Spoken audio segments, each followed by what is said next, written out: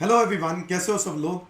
दोस्तों, स्वागत है आज की क्लास में। पीजीबीपी के अमेंडमेंट्स उन बच्चों के लिए जो बच्चे बजट 2024 के अमेंडमेंट देखना चाहते हैं और जिन बच्चों के एग्जाम्स 2025 में है।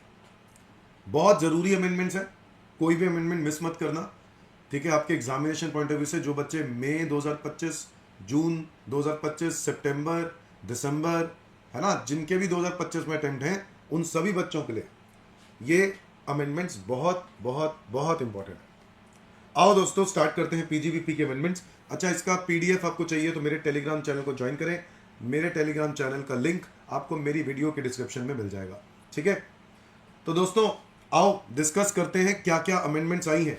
नंबर 1, बच्चों, आपको तो पता है कि अगर आप एक हाउस प्रॉपर्टी को लेट आउट करते हो, है ना, तो वो हाउस प्रॉपर्टी में जाता है।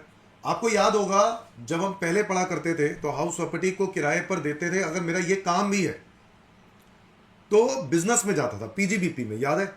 बट दोस्तों, बजट 2024 में इसके अंदर आया चेंज और कहा गया कि अगर हाउस प्रॉपर्टी को हम किराए पर देते हैं और वो मेरा बिजनेस है, मतलब यही मेरा काम है, मेरा काम ही यही है, मैं और कोई काम नहीं करता, 3-4 प्रॉपर्टीज है, 5 प्रॉपर्टीज है, तो गवर्नमेंट ने इस कंफ्यूजन को दूर करके वापस इस पोजीशन को लेके आए, कहां पर, कि ये हाउस प्रॉपर्टी इनकम मानी जाएगी, पीजीबीपी इनकम नहीं मानी जाएगी।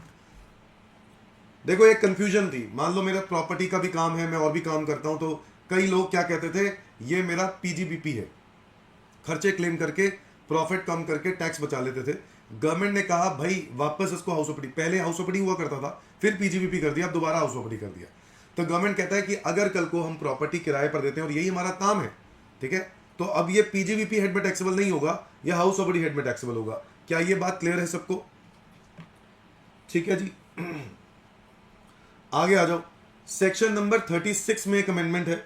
बच्चों, आपको याद होगा, employer contribution towards NPS, national pension scheme, section number 80 CCD के अंदर होता है। जो एम्प्लॉयर कंट्रीब्यूट कर रहा है अपने एम्प्लॉय के लिए एनपीएस के अंदर, उसकी लिमिट 14% ऑफ सैलरी कर दी गई है। पहले 10% ऑफ सैलरी हुआ करती थी, तो अब क्या कर सकता है एम्प्लॉयर, 14% ऑफ सैलरी तक कंट्रीब्यूट कर सकता है और उसकी वो डिडक्शन क्लेम कर सकता है। क्या मेरी बात समझ में आ गई? मतलब 14% ऑफ सैलरी तक आप एम्प्लॉय के अकाउंट में एनपीएस कंट्रीब्यूशन डाल सकते हो। ओके, पहले 10% था, अब ये 14 हो गया। डन। अगली अमेंडमेंट पे आ जाओ। सेक्शन नंबर 40B दोस्तों, रेम्युनरेशन अलाउबल टू पार्टनर्स। अगर आपको याद हो, मैक्सिमम रेम्युनरेशन कितनी अलाउ होती थी? पहले कहा जाता था पहले 3 लाख पर 90% ऑफ बुक प्रॉफिट या 1.5 lakh, whichever is higher. अब हो गया है पहले 6 लाख रुपए पर, कितना हो गया? पहले 6 लाख रुपए पर 90% ऑफ बुक प्रॉफिट और 3 lakh, whichever is higher, और फिर बैलेंस अमाउंट पर 60% of book profit. Is that clear everyone? तो कहने का मेरा मतलब यहां पर यह है कि जहां पहले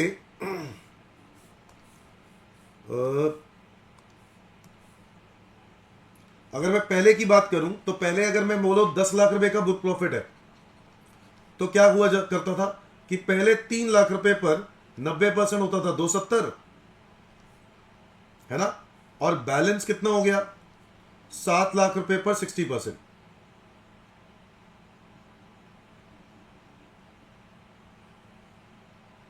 4,20,000, 690, यही हुआ करता था। क्या आज इसमें कोई चेंज आया?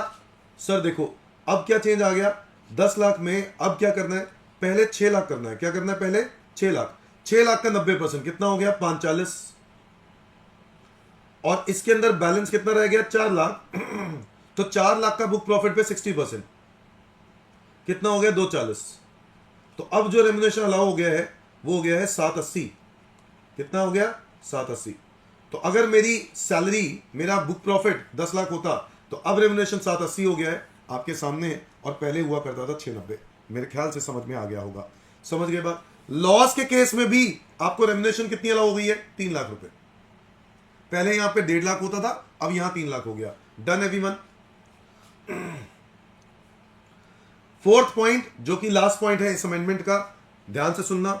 Micro small enterprise. अगर आप एक माइक्रो या स्मॉल एंटरप्राइज है, एमएसएमई एक्ट के अंदर माइक्रो और स्मॉल एंटरप्राइज, तो ऐसे केस में आपने अगर बियॉन्ड टाइम लिमिट इनको पेमेंट करी, तो गवर्नमेंट कह रहा है हम आपको डिडक्शन उस टाइम पर तो नहीं देंगे, मतलब उस ईयर में नहीं देंगे, टाइम लिमिट क्या है? गवर्नमेंट कहता है कि ज्यादा से ज्यादा एक एमएसएमई को, माइक्रो और स्मॉल एंटरप्राइज को, आप किसी से माल खरीदते हो जो कि माइक्रो एंटरप्राइज है, उससे जो माल खरीदा वो आपको मैक्सिमम कितने दिनों के अंदर पे कर देना चाहिए? कहता है अगर तो एग्रीमेंट है तो ज्यादा से ज्यादा टाइम पीरियड होना चाहिए 45 डेज का, 45 दिन के अंदर अंदर पेमेंट कर देनी चाहिए।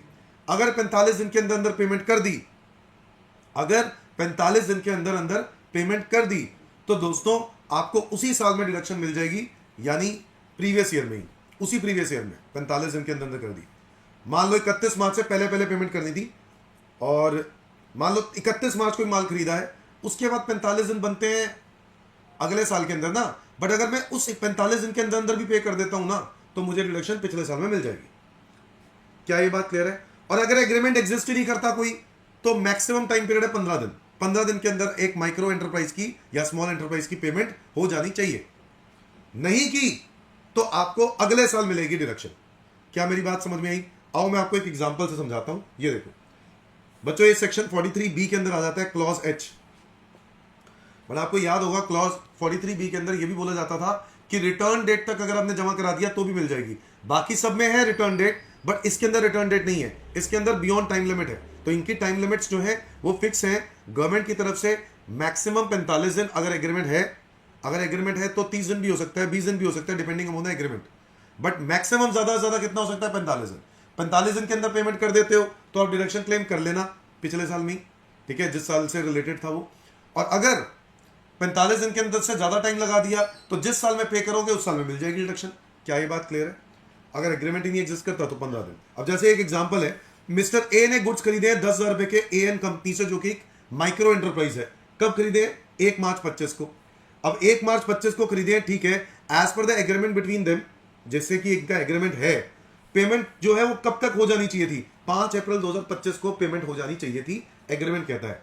तो 5 अप्रैल अगर हम लोग देखें तो 45 दिन से कम बनते हैं, तो ये बिल्कुल ठीक है, डेट भी एग्रीमेंट के हिसाब से। बट अगर मैं ये कह दूं कि उसने पे किया 2/4/2025 को, अगर पे कर दिया जो कि है अगले साल, 2/4/25 तो अगले साल हो गया 25-26, बट आपको डिडक्शन 24-25 में मिल जाएगी क्योंकि आपने एग्रीमेंट के हिसाब से पेमेंट कर दी, जो कि 45 दिन के अंदर अंदर है। क्या ये बात क्लियर है? तो आपको 24-25 में डिडक्शन मिल जाएगी।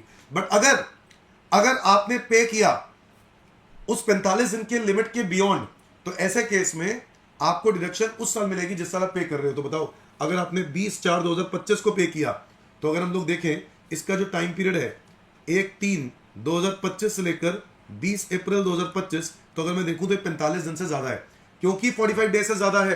तो ऐसे केस में डिडक्शन हमें उस साल मिलेगी जिस साल में हमने पे किया। तो सारे बच्चे बताओ, 25-26 में पे किया तो 25-26 में मिलेगी डिडक्शन।